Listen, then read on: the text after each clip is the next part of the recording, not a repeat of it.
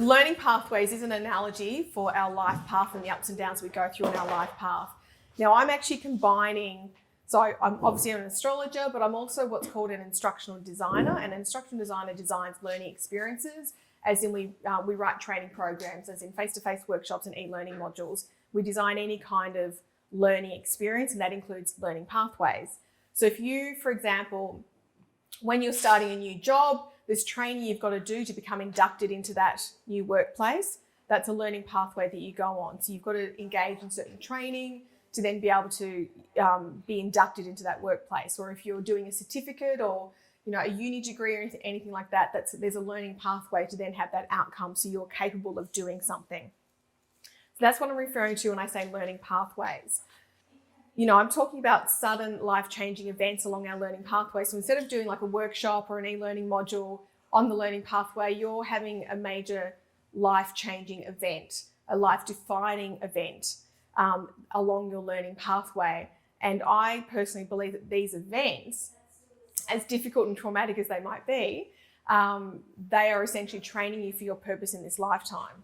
Just that the training can be a bit brutal sometimes, unfortunately. I'm going to be covering off 3 case studies today. So three Black Swan events, essentially. So I'll talk a bit about Black Swan events in a moment. But we're going to look at the Alec Baldwin Rust movie set shooting. We're going to talk about Dave Grohl from the Foo Fighters and previously of Nirvana around the death of his bandmates, because he's had a bandmate die recently, and then, of course, many, many years ago. And then Will Smith and Chris Rock and the Oscars slap. So we're going to have a look at that. So the Black Swan, so there's actually a book called The Black Swan.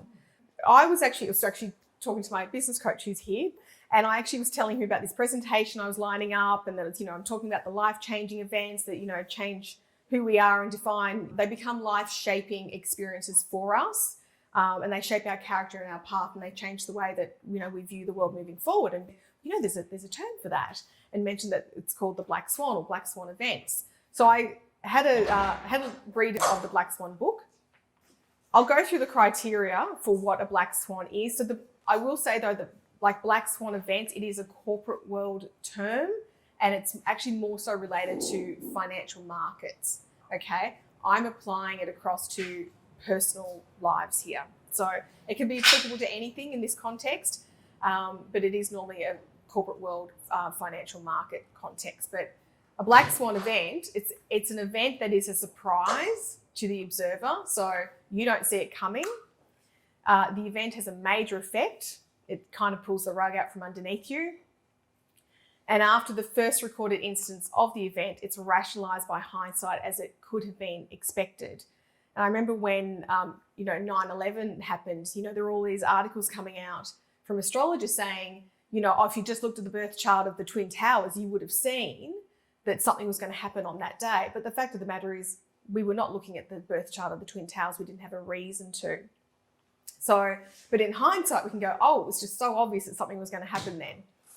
But I will say about this as well. So, not the most interesting book, so I wouldn't necessarily recommend you read it. Like, this is the core, the core points here around what a Black Swan event is. And this author actually bags out astrology and astrologers in it. So yeah, which didn't go down real well for me, as you can imagine. So, but anyway, but it was just a sign that he still had some more research that he needed to do, because you don't go bagging out astrology when you know the insights you can get from astrology, and they can give you the heads up. Astrology can give you the heads up to the Black Swan events coming and help you prepare for it. He's not thinking of that. He doesn't understand that. So anyway, but then there's this book as well that I've also listened to this audio book recently, and I thought this was quite interesting. So it kind of takes that Black Swan event and turns it into a more positive perspective. So the obstacle is the way. So it's an instruction manual on how to solve life's toughest problems based on the teachings of the Stoics of ancient Greece. So the point is, choose to view your obstacles in an empowering way, and you can turn them into your greatest assets. So as much as these Black Swan events can be traumatizing, they're not always traumatizing, but they're often traumatizing. There are benefits to trauma. You do get benefits from trauma. You'd never choose to go down that path, but you're kind of forced to go down a path because you've had these Black Swan events in your life. You've experienced certain traumas. but you've actually gotten something out of it. So the obstacle is the way. And just a quote there, just saying, obstacles do not block the path, they are the path. So, we have these events come up in our lives and we resist them. We don't want to go down that path. They're painful for us, but there's something in it for us. And we ultimately don't have a choice. We've got to face these things as they come up, as we are presented with obstacles. But there are benefits for us to go down that way.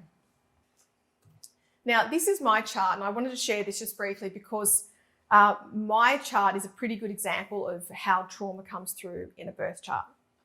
So you can see here, I have a very traumatized Venus. I've got Venus in its detriment twice over and conjuncting Chiron. Wouldn't wish it upon anyone. It's a tough placement. But there have been benefits around this placement. So, but I just want to say that, so I experienced a series of Black Swan events back in 2002, which is the same year I discovered astrology. So I discovered astrology in about February, March of that year. And then a few weeks later, I had my first Black Swan event. And then I had a series of them over the next 12 to 18 months. I really had my butt kicked in massively in the first year of me, discovering astrology and learning about astrology. And it really shaped the way I learned astrology and how I perceive astrology and how I've learned about astrology and looked at birth charts and how I engage with clients and also how I see the world as well because of these series of events. And astrologically, what was going on for me was I had progressed Mercury turn retrograde at that time, had transiting Pluto, opposition Mercury, trine Venus, in conjunct Mars and the Moon, and conjuncting my North Node, all in my first year of studying astrology. So, and this Venus in its detriment twice over was absolutely coming to life. Like the story contained in this Venus was absolutely coming to life very, very, very strongly for me. Okay. And I actually had I Saturn return right at the end of it. So that was sort of like it tidied up the end of this really major time in my life. But it's really shaped the way that I approach astrology. And I'm basically sharing with you today how I do approach astrology. So from that place of having experienced, a lot of trauma through these Black Swan events, but also from a place of learning, because I'm combining my instructional design skill set with my astrology knowledge. So looking for the lessons, looking for the gifts and lessons in certain experiences. So I'm looking for ways to make astrology more accessible to the public. I really want to broaden what I'm doing as an astrologer and make it more accessible and more mainstream. So I've come up with this profile. So for character, so this is how I'm looking at the birth chart, raising a series of questions today. First one is character. So what are the characteristics of the birth chart? And what is the character of the person? Because that is ultimately the same thing. The characteristics of the birth chart are showing the character of the person. So we're going to look at that character and looking at it as well, the birth chart, to see, what is it about this person's birth chart that indicates this particular story coming to life, because we are looking at 3 case studies today. So that to me is storytelling. And that's a really key part of astrology from my perspective. I really love the storytelling aspect of it. I'm not the most technical astrologer. I'm much more interested in the spiritual side of astrology and the storytelling aspect. So this is sort of providing a bit of a structure around finding the stories that are coming through the birth chart.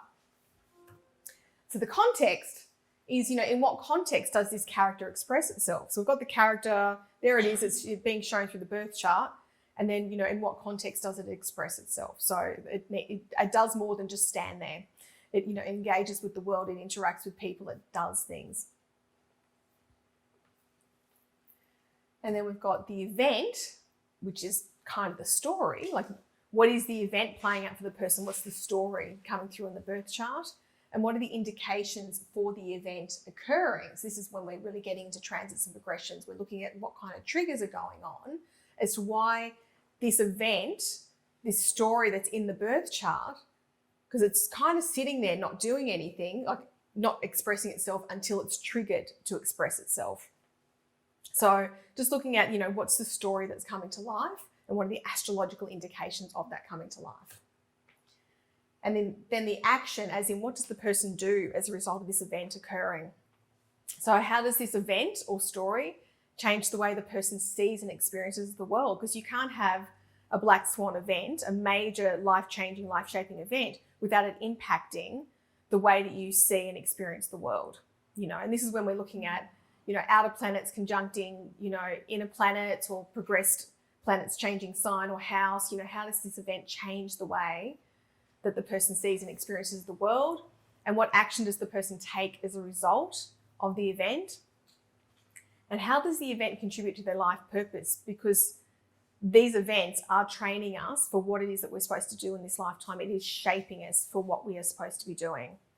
But also, what are the gifts and lessons from the event? Because there's always a gift, whether it's spiritual or otherwise. There's always lesson or many lessons that we get from these very difficult Black Swan events that we experience in our life, that all of us have experienced. No one's immune to having a major event in their life. This is my question to you as I go through the presentation. I want you to think about what is the learning pathway of your life. So look back at your life, think about the major events that have shaped who you are. The Black Swan events, they may or may not have been traumatic. They quite often will have been. So have a think about that, and just think about what's the learning pathway of your life. How have those events shaped you to become who you are and what it is that you're doing in the world, and how do they contribute to your life purpose? Just putting it out there. First case study, we're looking at Alec Baldwin. So as you can see, ups and downs of our life. This is our learning pathway. Our learning pathway is not straightforward. There are ups and downs. It goes all over the place. These are the events throughout the life. We're living our life and then we hit a bit of a roadblock, so to speak. There's a bit of a navigation app sticking up here to go, major event here. We continue on, next major event, carry on another one, and then we come up here, and this is the one we're exploring at the moment. So this is the one around the Alec Baldwin Rust movie set shooting. So just a bit of a brief here. Cinematographer Helena Hutchins was fatally shot, and director Joel Souza was injured on the set of the film Rust when a live round was discharged from a revolver used as a prop by Alec Baldwin. So this is the major event, the Black Swan event that we're exploring for Alec Baldwin in this case study today. Do we recognise Alec Baldwin? So when I say Alec Baldwin, this is who we're talking about. We're familiar with him. Okay, he's been a movie star for a very long time, part of the Baldwin family. I think there's 4 brothers that are actors. Yes, we're getting lots of nods, so people do know who he is. Great. And this is, of course, very, very unexpected that he's accidentally shot someone. So I'm really just going to be exploring the story in his birth chart. So Alec Baldwin. So we've got 3rd of April, 1958 at 11:07 a.m. I don't know how to pronounce where he was born, but I'll spell it. So it's Massapequa, New York. Okay, so we have Alec Baldwin's birth details. The Rust shooting happened on the 21st of October 2021. The cinematographer did die on the day. The director did survive. So we're looking at, there's been this Black Swan event. There's been this major incident in Alec Baldwin's life where he's accidentally shot someone and that they have died. So I'm looking for this story in Alec Baldwin's birth chart. Is it in his birth chart? Of course it is. It wouldn't come to life unless it was in his birth chart. He can only manifest in the real world what is in his birth chart. Why did it come to life in the way that it did? When did it come to life? Firstly, looking at, he's got his sun in Aries in the 10th house, and we're looking at, so that's at 13 degrees in the 10th house, okay? So straight up, what does Aries represent? Aries is about being reckless. On an astrological level, it's about being reckless. It's also about guns. Yeah, guns. He's got his sun in Aries and he's accidentally shot someone, and it's a very famous death. It's in the 10th house, sun in Aries in the 10th house.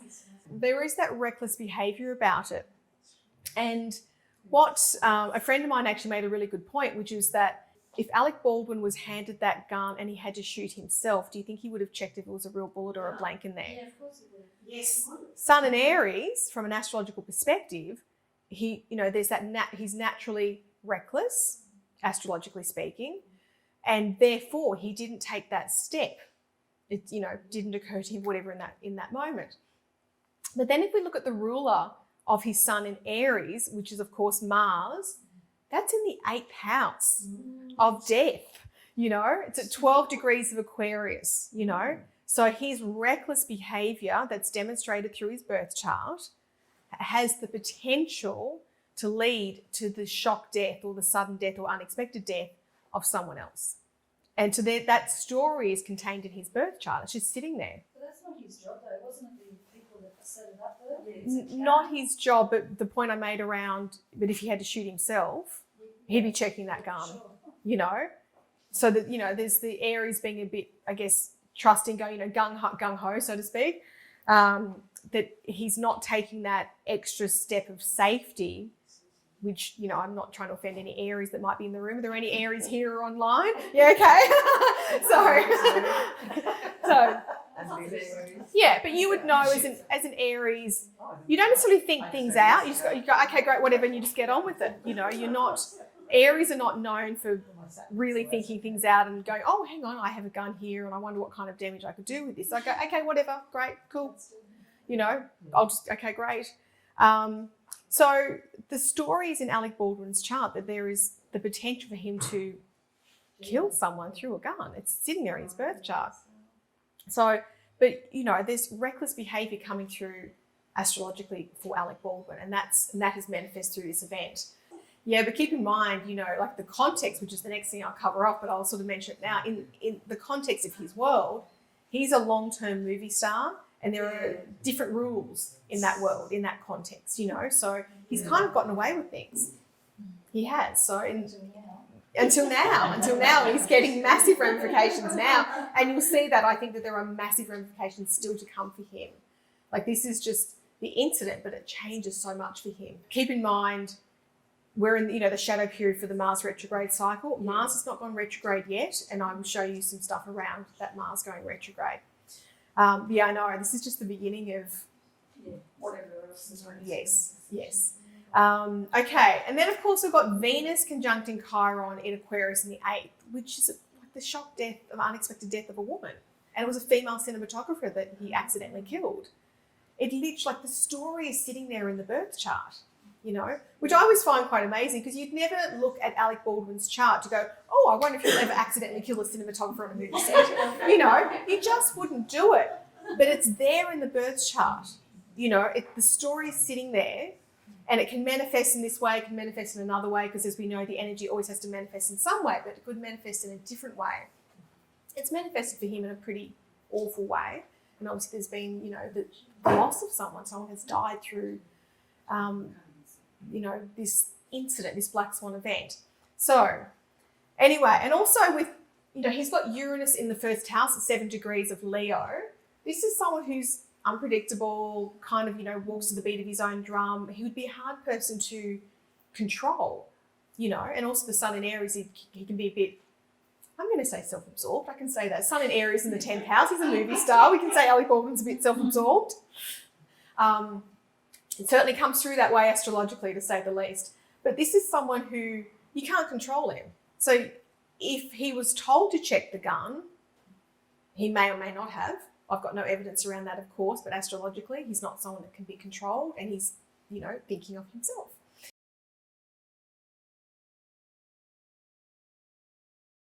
Absolutely. And we would all look at this birth chart and right now, and we're picking up on different things coming out of the birth chart, and then we have our own interpretation of what that is. There are key words for each symbol, you know, but also what I mentioned at the beginning, like the way I perceive astrology and practice astrology and how I learned astrology and how I look at birth charts and engage with clients is strongly based upon the fact that I went through a series of Black Swan events, a series of traumas in the first year of me discovering and practicing and learning astrology. That's shaped how I perceive astrology. But, you know, Asher and Molly would perceive it differently, for example. Took things for granted. I think he did. I think he does take things for granted in general, like the way that we heard his voicemail message around his daughter. He's totally taking his daughter for granted with that. And I think he's taken this situation for granted, that he's being told that this is I think they call it a cold gun. It's like, okay, great. And it's the Aries recklessness coming through, that he hasn't dotted his I's and crossed his T's, because he's not pointing the gun at himself, he's pointing it somewhere else. And he's saying, you know, he didn't pull the trigger, but it still went off. But he trusted. He would not have checked it. And that's what we're seeing here with the Alec Baldwin story. So the story is contained in the birth chart, and it's just waiting for it to come to life, which we'll see through the transits and progressions. It's big stuff with the Jupiter placement, absolutely, absolutely. And if you look at this particular placement here, I find this very interesting. So he's got Jupiter at 28 degrees of Libra, the North Node at 1 degree of Scorpio, and then Neptune at 3 degrees of Scorpio. So that he's got the conjunction, the stellium between Jupiter, North Node, and Neptune. The eclipse is going to activate that later this month, and that's a part of the reason why I think there's more to come around this. That although he's, come to an agreement with the husband of the woman that died, I don't think this is over for him. But if you look at this particular placement here, I think this is a reason. It's not the only reason, but I think it's a reason he may end up spending some time in jail. And then I think he will actually find meaning and purpose through his time in jail. Neptune conjunct the North Node. What about Pluto next year? He'll start squaring it. Yes, yeah, that's right. And then with the Jupiter there, he'll find meaning there. So, he'd never imagine, like Alec Baldwin, the movie star, would never imagine ending up in jail. But I think there's a very strong possibility that that's where he's supposed to go, because that's where he will find meaning and purpose in his life. So this Black Swan event is training him for what he's supposed to do and who he's supposed to become. So I think he's meant to lead a more spiritual path that he's not doing as a movie star. So Alec Baldwin, there's recklessness and unpredictability in his birth chart, just waiting to come to life. And I guess he's gotten away with a lot of stuff over the years as a movie star, as you do. And it's kind of come back to bite him in the ass now through this incident where he's not taken the appropriate steps to, protect whatever's going on. He's no doubt had many guns in his hands as a movie star and has never thought about the repercussions of it. But the context was he didn't check that gun was safe. And this is the repercussions of it, because he's got that reckless Aries energy and the unpredictability of his Uranus in the first house. But can I just point out to you guys, when this incident occurred, look at the degree in his 12th house cusp, 15 degrees, 0 minutes of Gemini. Look at where his progressed sun is. 15 degrees, 0 minutes of Gemini. Literally, it's the same minute. This progressed sun is the same minute as his 12th house cusp. He's ready for his progressed sun to move into the 12th house, which backs up my belief that he's probably going to spend some time in jail, which is why I'm feeling very strongly that the Neptune conjuncting his North Node is coming through as jail for him, as a potential manifestation of jail for him. Also, the upcoming Mars retrograde cycle, which we are in the shadow period for at the moment, is going to go retrograde in his 12th house. For a very long time. In which house? His 12th house. I think he has a battle on his hands to stay out of jail. But the thing is, he may not face criminal charges as the actor, but as the producer of the movie. It's very poor me for Alec Baldwin. It's the sun in Aries. He's thinking of himself. Sun in Aries in the 10th house. I just don't want to offend you. I don't know what house your Aries is in. It's not us. It happened to us.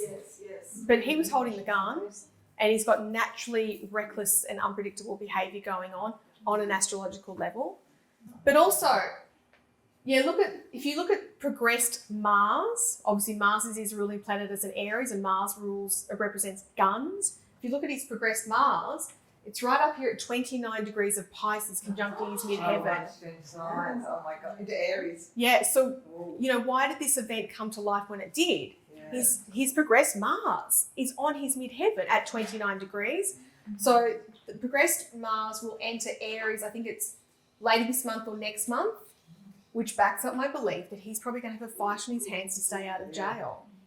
There's lots of indications coming through that this is not over for him. So this is just, making that agreement with the cinematographer's husband is a part of the process, but it's not the end of the journey. He's still got his learning pathway that he's going through. Civil action or criminal action? Yeah, I think that there will be. Actions. I think there will be. And from what I understand, the state of New Mexico actually has money allocated to pursue a criminal case. It just hasn't moved forward with it, from what I read online this week. So, yes, he's in a bit of shit out, Alec Baldwin. So, this tiny moment, he didn't know when he went to work that day that, he was going to potentially kill a woman accidentally that day. You don't know these things, and we don't know when we get up. We get up in the morning and we get ready for work or whatever, and we go about our day. We don't know that this is going to be our life-changing day. We don't know. Even if he'd been to an astrologer and they'd mentioned the progress Mars, would he have listened? Correct. Possibly not. Correct. Yeah, that's right. They're listening out for what they want to hear as opposed to what they need to hear. What's degrees at Uranus? Uranus, the transiting you're talking about? 13 degrees. That squares his Mars. Yeah, it does. It does. Transiting Uranus is squaring his natal Mars when this incident occurred. Yeah, absolutely. You know, and that's the unpredictable nature here that he's got. Yeah. You probably say, be careful a bit. Yeah. That's Yeah, don't handle guns. That's right. Just don't go there. That's right. And yeah, when it occurred as well, he had transiting Jupiter conjuncting his Chiron in the 8th house. So, you know, Jupiter in itself going through the 8th house, obviously there's the potential for death when that does happen. But it's conjuncting his Chiron. Yes. Has he shown any remorse or anything like No, that? no. Yeah, it's very poor me. That's like from what I've seen. I actually also saw an interview with the cinematographer's husband, and he was mortified that Alec Baldwin had this, like, gave this interview, and it was all about him. Like, poor me. It's the worst thing that ever happened to me. It's like, honey, you're alive. You killed someone, you know. So no, he doesn't understand. It's not about him. He thinks it's about him. And also, progressed Mercury has also and Mercury rules his 12th house of jail. His progressed Mercury is at 0 degrees of Gemini, so there's a new cycle around the rule of his 12th house. But anyway, I'll just quickly bring it up to today. So you'll see now his progressed Mars has crossed his midheaven. It's 4 minutes off entering Aries. It's not far away. And of course, transiting Mars is in his 12th house, and he's an Aries. Whatever Mars is doing, he's going to feel it. So the thing is, like, we would never choose to enter into one of these Black Swan events that they happen in our lives. We can often be the cause of them. We're not always the cause of them. They're sometimes traumatic. They're sometimes not. They often are traumatic. But there can be blessings and benefits to these events in our lives. He's probably not feeling any blessings or benefits at this time. But I think if he does end up going to jail, and I think he will spend some time there, I think that's where he'll find his blessings, ironically, his blessings and benefits. So with that Neptune conjuncting the North Node and Jupiter, I think that's where he'll find his purpose. And I think he'll come to learn. He's probably led a very shallow life to date as a, you know, Sun in Aries in the 10th house movie star. I think he'll find a whole other depth to his world as a result of spending time there. Has he got a trial or anything? Or No, not yet. But I expect that when Mars turns retrograde in his 10th house, we'll hear something about it. And then maybe that's when he builds the case. Then when it turns direct, he'll fight the case possibly. But I think he will have a case to answer. Where was his progressed moon on the day of the event, and where is it now? Well, his progressed moon at the moment is conjuncting his Chiron in the 8th house at 22 degrees of Aquarius. So progressed moon was at the beginning of his 8th house. And it's also, it's a wide conjunction to his Mars. So progressed moon was at the beginning of his 8th house, and it's a wide conjunction to his Mars. Yeah. So triggering that Mars placement around killing someone with a gun. So the story is there. We'd never look for it, but we can see it once it's happened. And then we can sort of get kind of a heads up around what's coming up for him. And like if he came to us as a client, he gets, you know, says to us, well, I accidentally killed someone on a movie set. You know, you could give him some insights around how to handle things from this point. Also help him understand the gifts and lessons that come from the experience, as horrible as the experience might be. Are we good with the Alec Baldwin case study? Shall we move on to the next one? All right, so next up we've got Dave Grohl. So Dave Grohl is the lead singer of the Foo Fighters. Do we know who Dave Grohl is? It's this guy here. Is he familiar at all? So he's the lead singer of the Foo Fighters. He was the drummer in Nirvana. I was not a Nirvana fan. I quite like the Foo Fighters though. He seems like a very nice man from what I can work out. Dave Grohl, so he has actually had 2 band members, one from the Foo Fighters and previously from Nirvana, die very unexpectedly and suddenly. The most recent one being early this year. So Foo Fighters drummer Taylor Hawkins died suddenly at age 50 while on tour in Colombia, with toxicology reports showing traces of 10 substances in his body, including opioids and marijuana. The rock and roll lifestyle. But, you know, it's not Dave Grohl that died, it's his band mate. And as per, you know, Kurt Cobain previously, Nirvana. This is Taylor Hawkins here. So this is the guy that died here.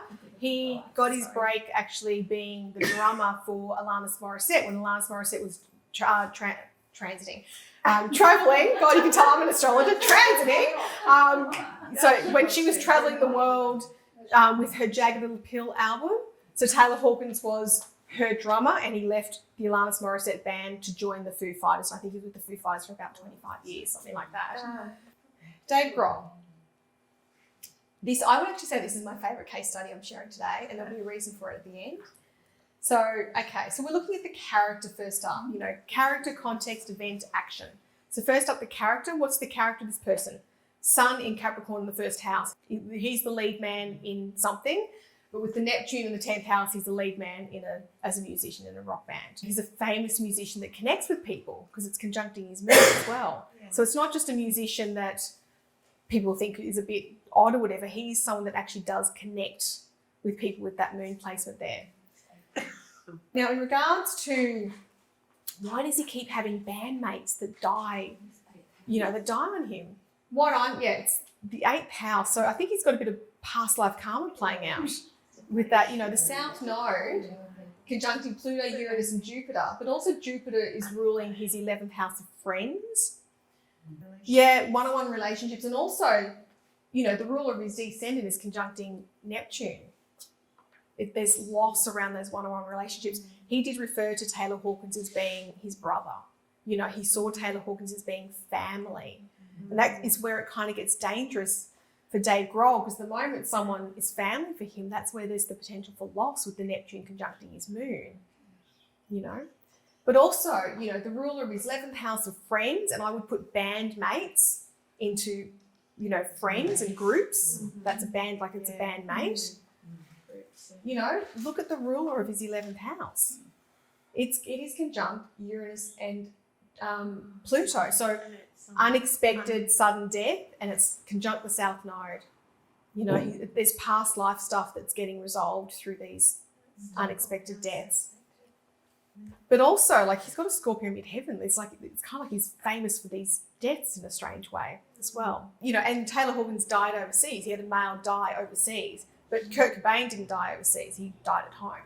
And I looked at that going, okay, is it the thing that happens overseas? No, it's not. It's the fact that they're a bandmate of his and there's karma playing out around his bandmates and people that he perceives to be family members. That's the karma playing out as opposed to the location of the person. Because if it's the location, he'd never travel again. He'd never tour again. So the Sagittarius on the 11th house cusp. Yeah, so Jupiter is ruling the 11th house of his friends and bandmates, the group that he spends his time in, and it is conjuncting Uranus. There's something unexpected in that area. It's also conjuncting Pluto, which is death, unexpected death around that area. It's conjuncting the South Node, which is it's past life stuff. So it's stuff he's brought in from a previous lifetime that's now playing out in this lifetime through these deaths from these two bands that he's played in. So, but actually, it's interesting. He was the drummer in Nirvana, but with his son in Capricorn in the first, he needs to be a front man. So the Foo Fighters is probably a better fit for him because he's that front man that he's out there performing, and he's a very good front man as well. He's become very, very good. Okay. Now, also with the Neptune conjunct the moon in the 10th, his loss connects with the public. So his losses are very public, which would make sense for a bandmate. This is not going to be a private loss. It's a very public loss. But it connects with people. And I think that plays a really key role for him in this lifetime. Because what I found really interesting about Dave Grohl's chart and why I found this case study to be the most interesting of all, because although he's a rock star, he's a musician, I actually think his purpose in his lifetime is to be a healer. He's here to heal with Chiron conjuncting the North Node.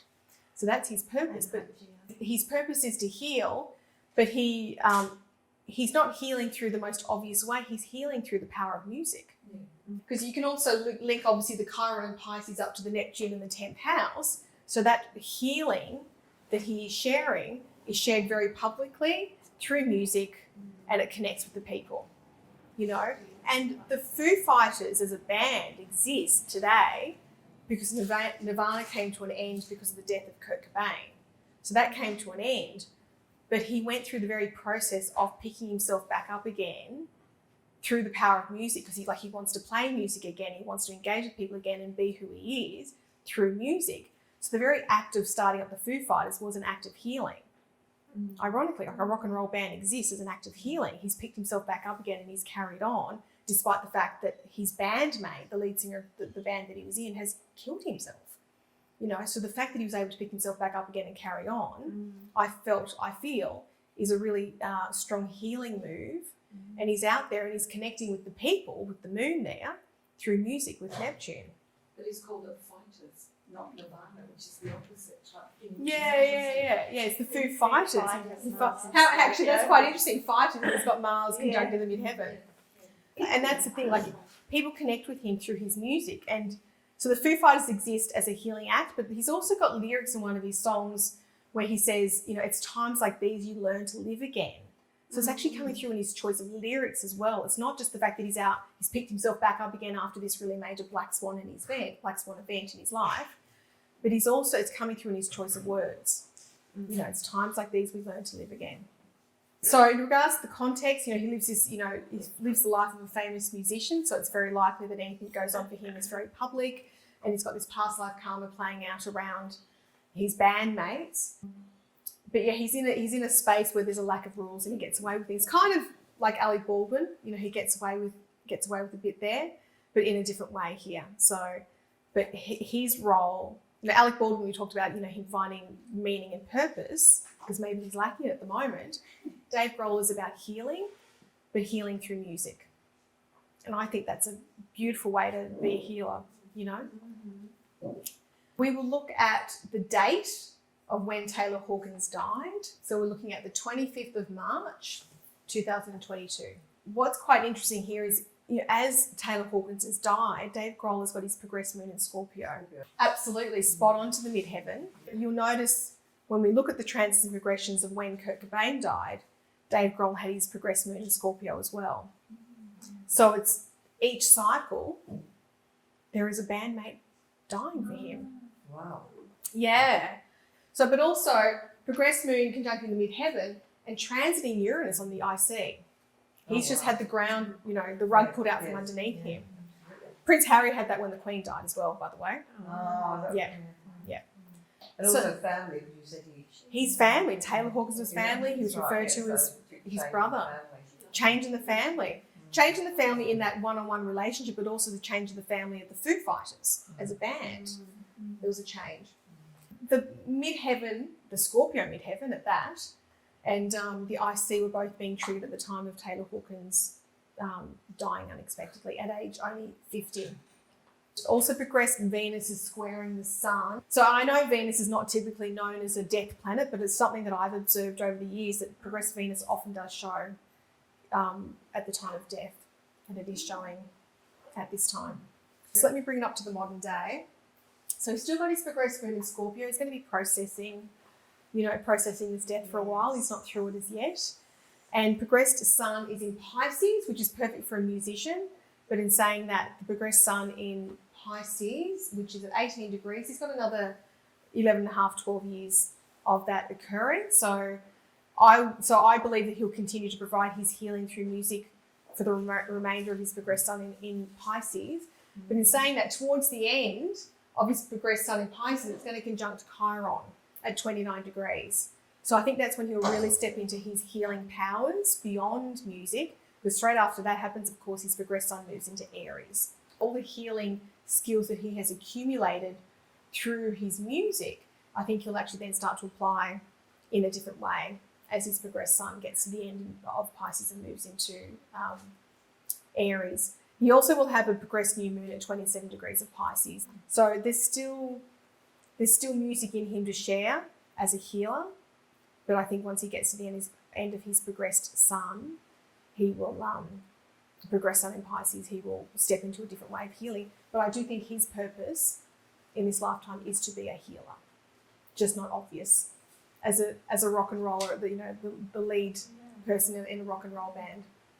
But there'll be a big shift for him that he probably will have explored all that he could through music, through healing through music. When I started looking at this case study, it didn't occur to me that Dave Grohl would be a healer, that would be his purpose in this lifetime. But the more I got into it, I thought how fantastic that this would be how he expresses his energy, that he is a healer and he does it through the power of music and through connecting with people through music.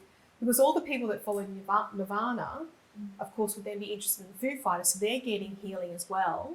Yeah, he's healing himself. He's healing himself. He's healing himself and he's healing others by continuing that music story. Yeah, so it is a real act of healing. I'm just very quickly going to pull up just the trends and progressions of Dave Grohl for when Kurt Cobain died.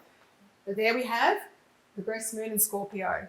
So one cycle earlier, but not triggering his midheaven at all.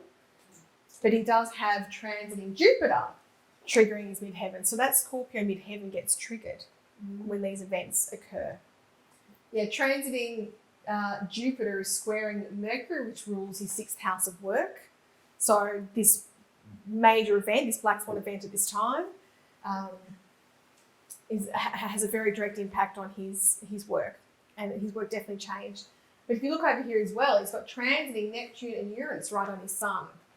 That's got to be a shock loss that you experience, or that he experiences.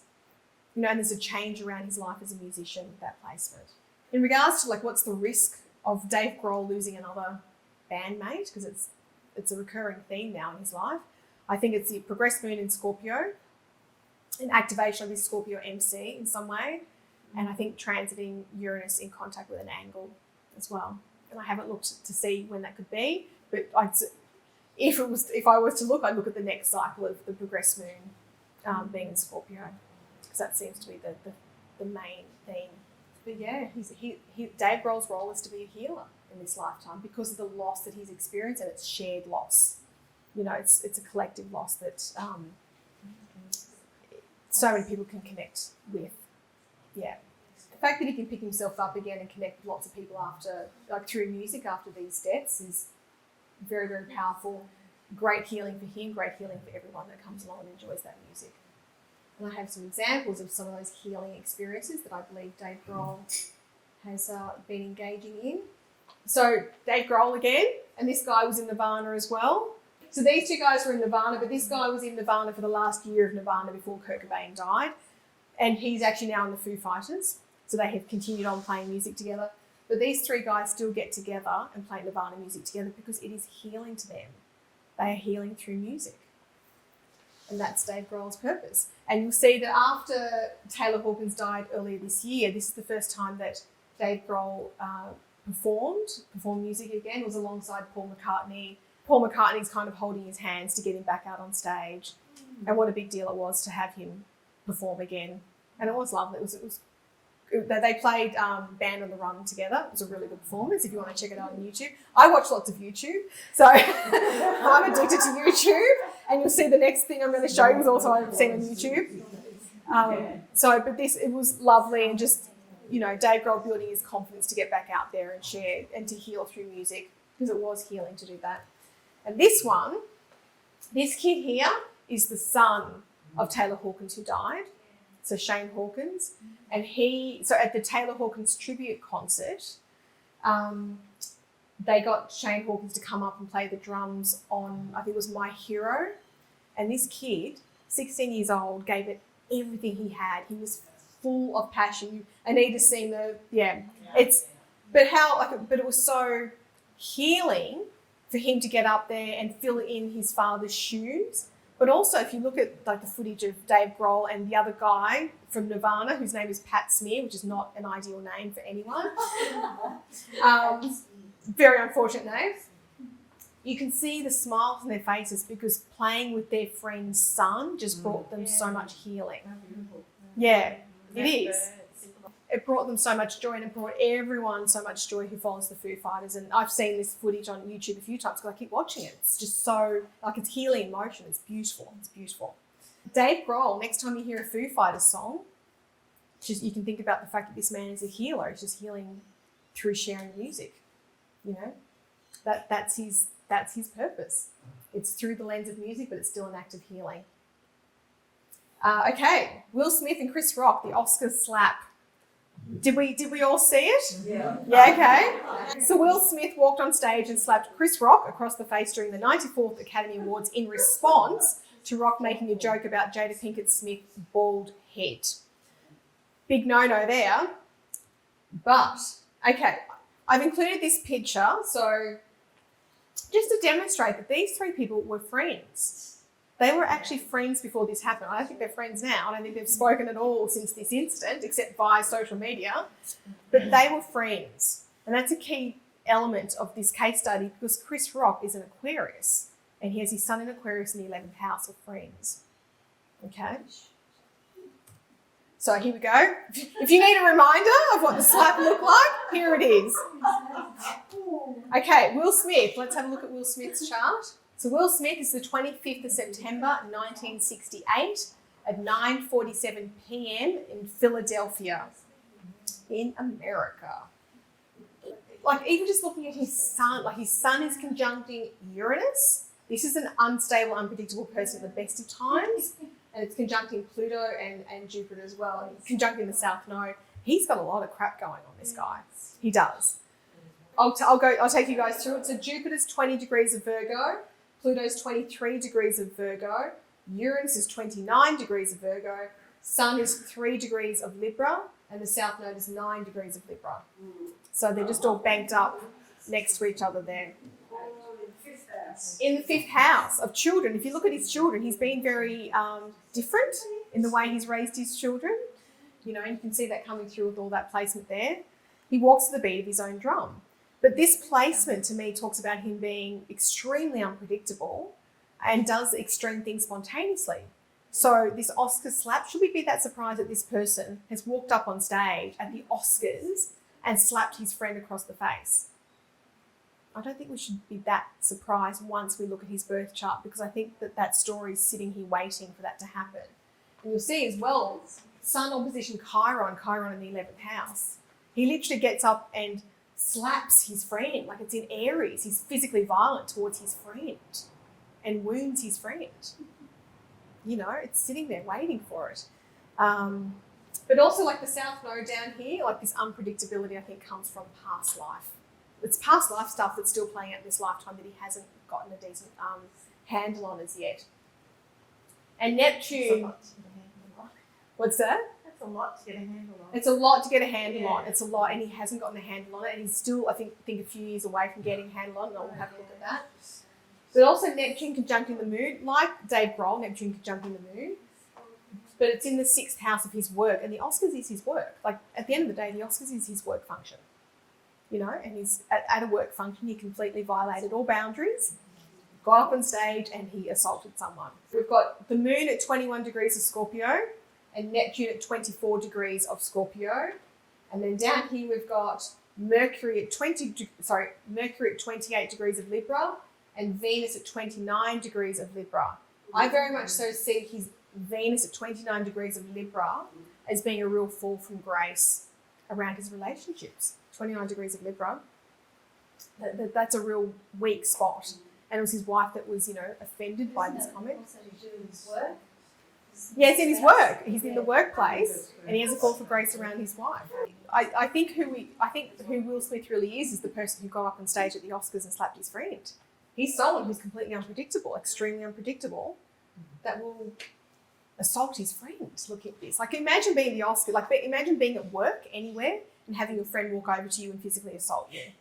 Yeah, but also if you look at the footage of Will Smith, he's laughing, and then a moment later he turns. That's the Uranus conjuncting the Pluto. That is an extreme change around his behaviour. That you can't predict which is the 29 degrees of Libra. So the Venus at 29 degrees of Libra, it's the fall from grace around the wife. It was the wife that led to it. But you know, he's got also Chiron conjuncting the Sun. Like he's going to understand what it's like to be rejected by other people socially. Chiron being in the 11th house. But yeah, definitely challenges around his relationship with Venus at 29 degrees of Libra. But yeah, context for Will Smith is that he lives an unpredictable life. So should we be that surprised? You know, if you look at Uranus as friends, as the natural ruler of the 11th house of friends, Will Smith believes he's got power over his friends, a lot of power over his friends. So he thought he could just get up on stage and slap Chris Rock because he's got power over his friend. and the swagger that he had when he walked off after he assaulted someone. No, he didn't until that moment, but the Instagram post, which I'll show you in a sec, came out the next day, I believe. So clearly PR was in his ear that night. But yeah, he had a sense of entitlement. Yes, he does. He's very full of himself. He's not so full of himself now. Now I'm going to show you Chris Rock's chart. So we've talked about Will Smith and Jada Pinkett Smith were his friends, and he's got his son in Aquarius in the 11th house. Friends are kind of important to Chris Rock. You know, like they help to define his identity. But he's been shocked by a friend in a group situation, which is what the Oscars is as well. It's a work function, but it's a group situation.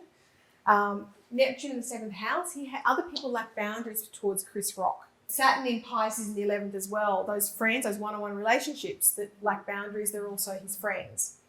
You know, so the friends that become one-on-one relationships. But also Saturn, if you look at like Saturn in the 11th house on its own, that's an old friend. So it's someone, it's an old friend, it's someone that's trusted, long-time friend. So Saturn, so Will Smith, I think, played the role of that old friend that violated his boundaries. He was so shocked, and hopefully you'll see with what I'll show you shortly, is that his response was actually a trauma response. Because Chris Rock, and I'll explain it now actually, so Chris Rock was bullied a lot as a kid. Sun in Aquarius in the 11th house, trying to fit in amongst his peer group, so he becomes detached just to sort of survive. There was an incident apparently when he was a kid where he was getting bullied so badly he took a brick in a bag to school, I think it was to school, and he swung that bag around with the brick in it, hit his bully and nearly killed his bully. So he now doesn't retaliate. So his trauma response is to not retaliate. So yeah, he took it really well. But he also triggered it as well. Yeah. So we witnessed a trauma response, not that he handled it well, but that he could not bring himself to retaliate, because when he retaliated previously, he nearly killed someone. You know, I've got Mars, Pluto and Uranus all retrograde. Mars, of course, being violence in the 6th house. He's at work. Chris Rock is at work. And Chiron in the 12th house, he hides his pain. No matter how much he was feeling pain in that moment, he's hiding it. And actually, look, North Node in Gemini, there's some growth for him around his choice of words. You know, it wasn't a bad joke that he made about Jada Pinkett Smith, but there's better jokes out there. It was a very spontaneous, I think, joke. But he thought he could make it because they're friends. That's right. It's normal. Like, that's what they do at the Oscars. They roast people. Yeah, they do. That's totally normal. Totally normal. Yeah, correct. Yeah, absolutely. Unintentional, but relatively harmless. Like, it was just a stupid comment. And yeah, it was very tactless. Yeah, it was, but it doesn't deserve to be assaulted at work. But come back to Chris Rock. He thinks that Will Smith and Jada Pinkett Smith are his friends and they can handle it. He can have a bit of a joke at their expense, and apparently he couldn't. So there was, obviously did not work out the way that it was intended. It was meant to be a bit of a throwaway comment, and no more harm intended beyond that. It was meant to be a throwaway spontaneous comment at his friends. But with Chris Rock, there's a real detachment from his identity to fit in, because this prevents him from being bullied. And I'll show you a picture in a sec where you'll see Chris Rock's response. Like once they're in the commercial break, Chris Rock is trying to pacify the person who's just assaulted him. But the context for Chris Rock is, in a world where he's trying to fit in, he's standing out, because he is trying to fit in. Sun in Aquarius in the 11th house, he's trying to fit in amongst his community, but he's still standing out. But he's also given up his own identity to fit in with his community, as fitting in is what creates safety for him. Safety is jeopardised or challenged while he's still dealing with his identity issues, because he has identity issues. His progressed sun is in the 12th house at the moment, which I'll show you guys in a sec. But also, like Chris Rock, he's become very passive as a coping mechanism, so has a history of people walking all over him. There's an interview on YouTube with Chris Rock and Howard Stern, and he's talking about how he's been bullied and he's just learnt to not respond, not react. Let's look at Will Smith's chart, transits and aggressions. So the 27th of March, 2022. Will Smith has got his progressed sun conjuncting progressed Neptune. So he's definitely in the 6th house of the workplace. So there's definitely a lack of boundaries going on for Will Smith at work at this time. Progressed moon in Scorpio, recurring theme of today, progressed moon in Scorpio. Saturn transiting the 10th house. So, change around his reputation. He's taking a real hit around his reputation at the moment. And transiting Jupiter in the 11th house, so things have blown up around a friend. And if you look at it as well, at the time of the actual slap, he's got transiting Mars on his midheaven.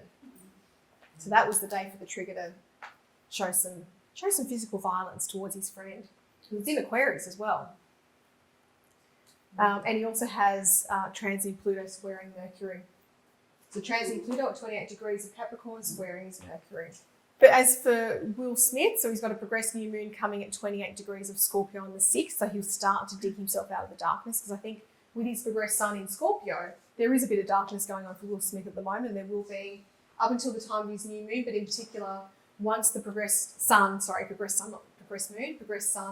moves into Sagittarius, which is 3+ years away, that's when I think he'll get the lessons of these experiences, like this Black Swan event and other events in his life. That's when he'll get the lessons, be able to apply the lessons. But until then, I think he's in a bit of a dark place. And there's a long-term rebuild around his reputation with Saturn in his 10th house. What the lesson might be, how to control his uncontrollable behaviour. You know, he's really uncontrollable as a person. Like for himself, he's uncontrollable. So how do you control yourself when you find yourself to be uncontrollable? There's also, you know, transforming friendships here with this placement down here. How does he transform friendships that when he's harmed his friends, when he's physically assaulted his friends with Chiron and Aries in the 11th? How does he bring them back to? How does he bring those friendships back to life? It's while his unpredictability and power issues continue, and he hasn't dealt with his past life karma, that he may continue to experience this instability around his own behaviour. So it's becoming more stable within his own behaviour. Where's his Saturn? His Saturn is 12th house retrograde, 23 degrees of Aries. So discipline is not in the picture. Yeah, that's right. Yeah, but I think progressed sun in Scorpio will keep him in a dark place while he sorts through his stuff, because there's still stuff to sort out for him. But his challenge is to get better control over his own nature, because that's really unpredictable stuff, jumping up on the Oscar stage and assaulting your friend. So let me just go to Chris Rock's chart. Chris Rock, again, it's the 27th of March 2002. So he's got Saturn in his 11th house, and some harsh lessons for him going on around his friendships at this time. Transiting Chiron squaring the midheaven from the 12th. So, you know, something not so great's happened for him on a very public level, and he's hiding what's going on. Transiting Uranus trying the midheaven from the 1st, his physical body that's been impacted. And transiting Pluto is squaring his moon. That's going to have a very personal impact on him. And moon in Aries in the 1st house, like there's literally violence around his physical body.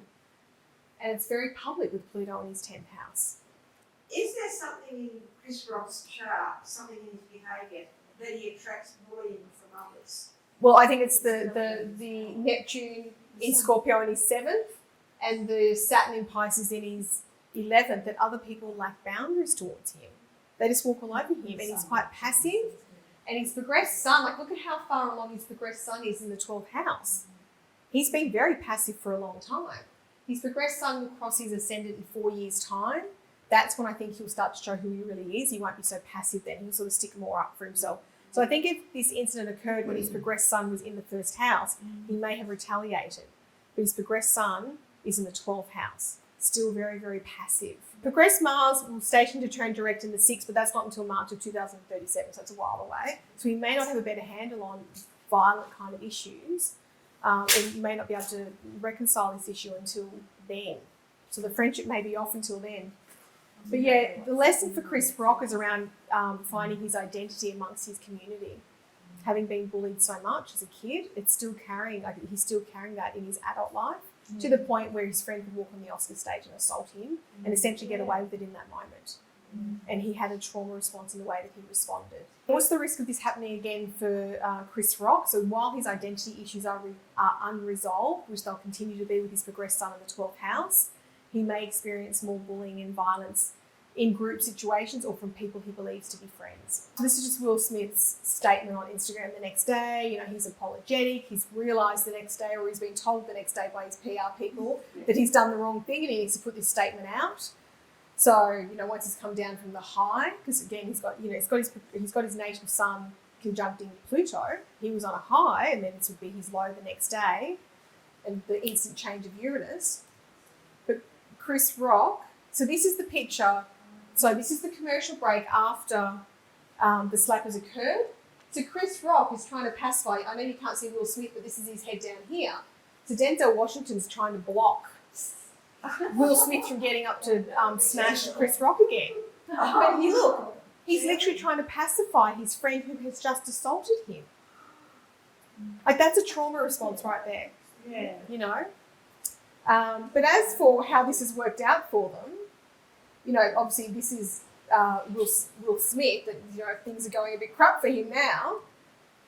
But Chris Rock, great for ticket sales. It put him on the map. Yes. You know? So there are benefits. There are benefits to trauma. You know, he paid a bit of a price about being slapped publicly at the Oscars. But to tell you what, it's good for the bank balance.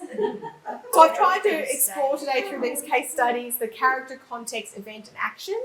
This is, you know, a way that I'm trying to make astrology more accessible to the public. And just a quote to finish up. So life is simple. Everything happens for you, not to you. Everything happens at exactly the right moment, neither too soon nor too late. You don't have to like it. It's just easy to do. And that's it.